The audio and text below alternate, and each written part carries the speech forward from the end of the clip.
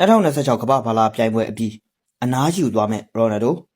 အားလုံးပဲမင်္ဂလာပါစူပါဖုတ်ဘော်8မှာတင်ဆက်ပေးနေပါတယ်ခရစ္စတီယာနိုရိုနယ်ဒိုဟာ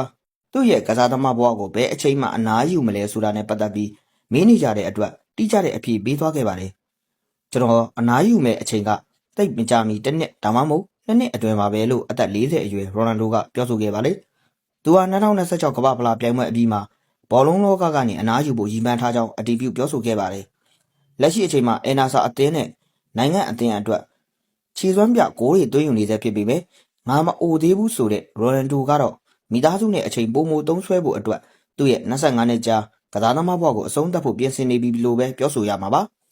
နိုင်ငံတကာသွင်းကို143ကိုနဲ့တမိုင်းတစ်လျှောက်ဂိုးသွင်းအများဆုံးကစားသမားရိုနယ်ဒိုကကျွန်တော်ဘောလုံးအတွက်အရေးပါတွေအားလုံးကိုပေးဆက်ခဲ့ပြီးပါပြီကလပ်တွေမှာရောနိုင်ငံလေရွေးစဉ်အသင်းမှာပါစံချိန်ပေါင်းများစွာကိုလည်းကျွန်တော်မှရှိပါတယ်အဲ့ဒီအတွက်လည်းကျွန်တော်တကယ်ကိုဂုဏ်ယူမိပါတယ်သူကဒီလိုပြောဆိုသွားခဲ့တာပါ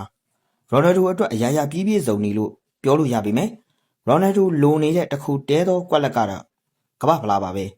ရိုနယ်ဒိုတို့ရဲ့ပေါ်တူဂီအသင်းကဒီနှစ်မှာပုံစံကောင်းတွေပြသထားနိုင်ခဲ့ပြီးကမ္ဘာဖလားစကူးနိုင်ခြေရှိတဲ့အသင်း9သင်းထဲမှာလည်းပါဝင်နေပါတယ်ဒီအကြောင်းအရာကိုလည်းကျွမ်းကျင်သူတွေများစွာကသုံးသပ်ထားခဲ့တာပါ